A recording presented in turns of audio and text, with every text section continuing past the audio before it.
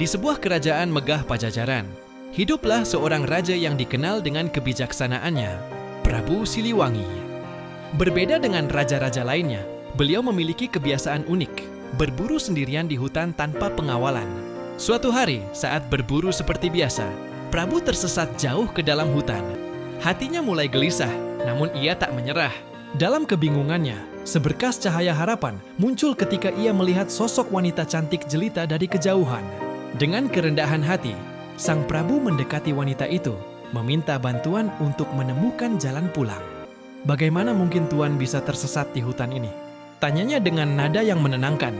Dengan rendah hati, Prabu mengakui bahwa ia terlalu asik berburu hingga kehilangan arah. Wanita itu menawarkan bantuan dengan syarat sederhana. Prabu harus tinggal bersamanya untuk beberapa waktu. Tanpa ragu, ia menyetujui. Sang Prabu yang terkenal bijaksana terpesona oleh ketulusan hatinya. "Inikah tempat tinggalmu?" tanya Prabu penuh rasa ingin tahu. Wanita itu hanya tersenyum lembut, membiarkan kesederhanaan hidupnya berbicara lebih dari kata-kata. Waktu berlalu, keduanya semakin dekat. Prabu Siliwangi menemukan bahwa cinta sejati tak memandang status atau harta. Dalam kesederhanaan wanita itu, ia menemukan kebahagiaan yang tak ternilai.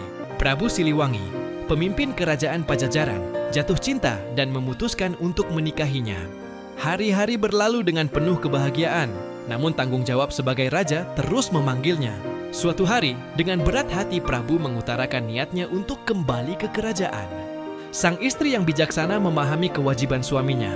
Dengan senyum tulus, ia mengizinkan, hanya meminta satu janji sederhana, agar Prabu menjaga kesehatan dan sesekali kembali mengunjunginya di hutan ini. Namun, kesibukan mengurus kerajaan membuatnya lupa akan janji tersebut.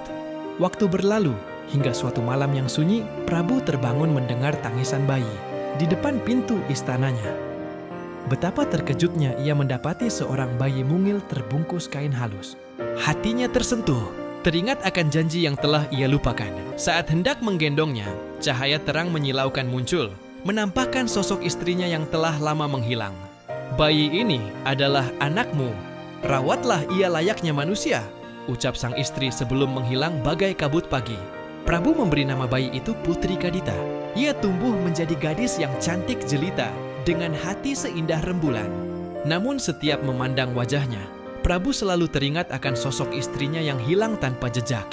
Meski ayahnya, sang raja, memutuskan untuk menikah lagi demi mendapatkan penerus laki-laki, Kadita tetap tersenyum dan mendukung keputusan tersebut dengan tulus. "Kebahagiaan ayah adalah kebahagiaanku juga," bisiknya dalam hati sambil menatap langit berbintang dari jendela kamarnya. Tak lama kemudian, ibu tirinya mengandung seorang putra. Berita ini membuat seluruh istana bersukacita. Kadita pun turut bahagia karena ia tahu betapa pentingnya seorang pewaris bagi kerajaan yang dicintainya. Kadita, ia dikenal dengan kebaikan hatinya yang tulus dan selalu membantu siapa saja yang membutuhkan. Namun kehidupannya berubah ketika ayahnya menikah lagi dengan Dewi Mutiara. Awalnya semua terlihat indah, tapi perlahan sifat asli Dewi Mutiara mulai terlihat. Ia menjadi pemarah dan selalu menuntut perhatian lebih. Bahkan suatu hari, ia meminta sang raja untuk mengusir Putri Kadita dari istana. Putri cantik bernama Kadita. Kecantikan dan kebaikan hatinya membuat semua orang mengaguminya. Namun, di balik keindahan istana, tersimpan rasa iri yang menggerogoti hati sang permaisuri baru, Dewi Mutiara. Setiap malam, Dewi Mutiara tak bisa tidur nyenyak. Ia merasa kasih sayang raja tak sepenuhnya untuknya selama Putri Kadita ada. Hingga suatu hari, ia memutuskan mengunjungi seorang dukun untuk mengutuk sang putri.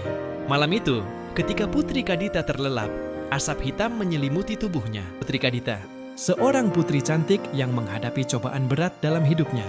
Suatu hari, ia terbangun dengan tubuh penuh bintik-bintik yang membuat semua orang menjauhinya. Bahkan di istana, tempat yang seharusnya menjadi rumah ternyaman, ia merasa sendirian. Penyakit kulit yang misterius mulai menggerogoti tubuhnya, membuat para tabib dari berbagai penjuru kerajaan tak berdaya mengobatinya. Dalam keputusasaan sang raja, Dewi Mutiara, ibu tirinya, berbisik dengan nada penuh kekhawatiran palsu. "Baginda, demi keselamatan kerajaan, mungkin lebih baik Putri Kadita diasingkan. Penyakitnya bisa membahayakan rakyat kita." Dengan hasutan dan fitnah, ia berhasil mempengaruhi sang raja untuk mengusir putrinya sendiri. "Jagalah dirimu baik-baik putriku, maafkan ayahmu ini," ucap raja dengan berat hati.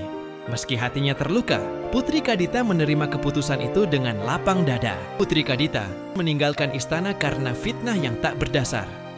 Putri Kadita tidak membiarkan kesedihan menguasai hatinya. Dengan ketenangan jiwa, ia memilih jalan pertapaan. Di tengah keheningan hutan, ia menemukan kedamaian dan kebijaksanaan. Bisikan lembut sang ibu menuntunnya ke pantai selatan, membuka jalan menuju takdir yang lebih besar. Di tepi pantai selatan yang sepi, Putri Kadita berdiri sendiri. Tubuhnya letih setelah berhari-hari berjalan di bawah terik matahari dan guyuran hujan. Kulitnya yang penuh luka membuat ia dikucilkan, bahkan oleh keluarganya sendiri. Setiap hari ia duduk sendirian di tepi pantai, meratapi nasibnya. Namun, di tengah keputusasaan itu, ia teringat kata-kata bijak ibunya. "Masuklah ke dalam laut, menyatulah dengan alam." Dengan keberanian dan kepercayaan, Putri Kadita melompat ke laut. Ajaib!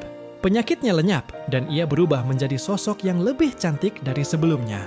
Kadita akhirnya menemukan rumah sejatinya di lautan. Ia membangun istana megah, memimpin dengan bijaksana, dan menjaga keseimbangan alam Laut Selatan. Lautan menerimanya sebagai ratu, dan ia dikenal sebagai Nyi Roro Kidul. Kisah ini mengingatkan kita bahwa setiap kesulitan adalah pintu menuju keajaiban baru. Kadang kita harus kehilangan sesuatu untuk menemukan takdir yang lebih besar. Terima kasih telah menyimak. Jangan lupa like, subscribe, dan bagikan inspirasi ini kepada mereka yang membutuhkan.